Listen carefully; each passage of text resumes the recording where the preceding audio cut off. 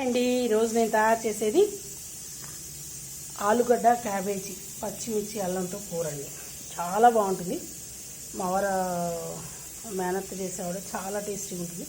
ఇదిగోండి, ఒక 3/4 కిలో ఆలుగడ్డలు నీళ్ళల్లో కట్ చేసుకొని తీసాను. ఒక చిన్న దుంప క్యాబేజీ పెద్దగా తొరుక్కుంటేనే బాగుంటుందండి, సన్నగా తొరకకూడదు, టేస్ట్ బాగుంటుంది. ఇది కూడా చూడండి, పెద్దగా ముక్కలు తొరిగాను.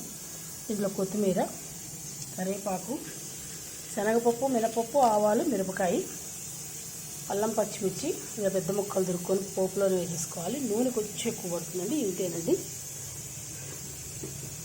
మనం చేసుకుందాం. ఈ కూర నాకు చాలా ఇష్టం. ఆలుగడ్డ అసలు తినను నేను, అలాంటిది ఆలుగడ్డ ఇట్లా చేస్తే చాలా ఇష్టం. కూర బాగుంటుంది, కొంచెం నూనె పడుతుందండి, చూసుకొని వేసుకోండి. కూర చాలా బాగుంటుంది, చపాతీల్లో కూడా బాగుంటుంది, వేడివేడి అన్నంలోకి చాలా బాగుంటుంది. ఎప్పుడో ఒకసారి చేసి పెట్టారు ఆవిడ, కానీ ఎక్కువగా ఆ టేస్ట్లో రాలేదు అనుకున్నాను. ఇప్పుడు కూడా చేస్తున్నాను. ఆవిడ చాలా బాగా చేస్తారు. కొన్ని కూరలు కొందరు చేస్తే బాగుంటుంది, తెలియదని కాదు, 90% అందరికీ తెలిసిన కూరే. నాకు ఎందుకో ఈ కూర ఇష్టం, అందుకని చేస్తున్నాను. అంతడు ఎప్పుడో ఏనాడో చాలా ఏళ్ళ క్రితం తిన్నాను నేను ఈ కూర.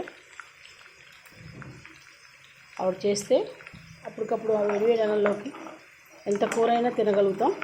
రెండు తినని వాళ్ళు, క్యాబేజీ తినని వాళ్ళు కూడా ఇలా చేసి తింటే చాలా బాగుంటుంది. నాకు చపాతీ కన్నా ఆలుగడ్డ అన్నంలో వేసుకుంటేనే ఇలా బాగుంది అనిపించింది.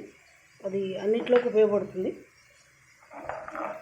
టమాటా వేసుకొని తింటే చపాతీలోకి బాగుంటుంది. టమాటా లేకుండా ఆలుగడ్డ, అల్లం, పచ్చిమిరపకాయలు వేసి గ్రైండ్ చేయకూడదండి.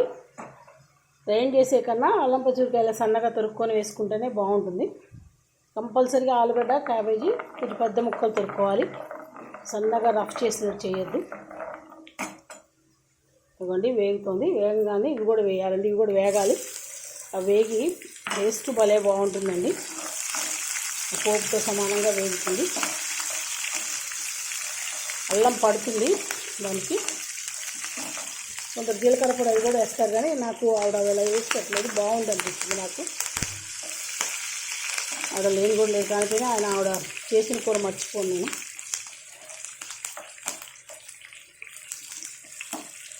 ఇక ఇస్తారు. పచ్చిమిరపకాయలు కూడా వేగినాయి, అల్లం వేగింది. అల్లం, ఆలుగడ్డ, ఉప్పు, పసుపు వేస్తామండి, అవి చూపించలేదు మీకు. ఇంకా ఏం కష్టపడేది ఏం లేదు, ఈజీగా చేసుకోవచ్చు. గంట సేపు తరగని కూడా తిరగక్కలేదు. క్యాబేజీ,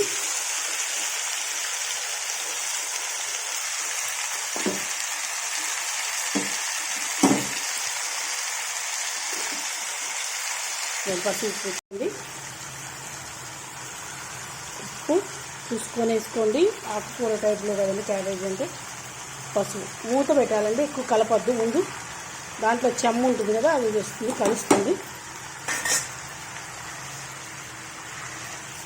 మూత పెట్టి మధ్య మధ్య కలుపుకుంటూ ఉండాలి. చివరికి కొత్తిమీర వేసి తిప్పుకోవడం అండి. మళ్ళీ చూపిస్తానండి. కానీ ఇది ఎక్కువ పేస్ట్ అవ్వకూడదండి, కూర బాగుంటుంది. ముక్కలు ముక్కలే ఉండాలి, ఇలానే ఉండాలి. ఇవ్వండి, చితికితే చాలండి, బాగుంటుంది కూర. అంటే ఉడకలేదని కాదు, ఉడుకుతుంది. ఇంతే, ఆలుగడ్డ, క్యాబేజీ, అల్లం, పచ్చిమిరపకాయలు వేసి ఇలానే తినాలి. టేస్ట్ చాలా బాగుంటుంది. ముక్క మటుకు బాగా పేస్ట్ లాగా ఉడకనీకండి, బాగుండదు. ఇంతే అండి. సబ్స్క్రైబ్ చేయని వాళ్ళు చేయండి ప్లీజ్, ఎంకరేజ్ చేయండి please. Like, share, comment, subscribe to Bhargava Sharma బ్రాహ్మణ వంటలు. నమస్తే అండి.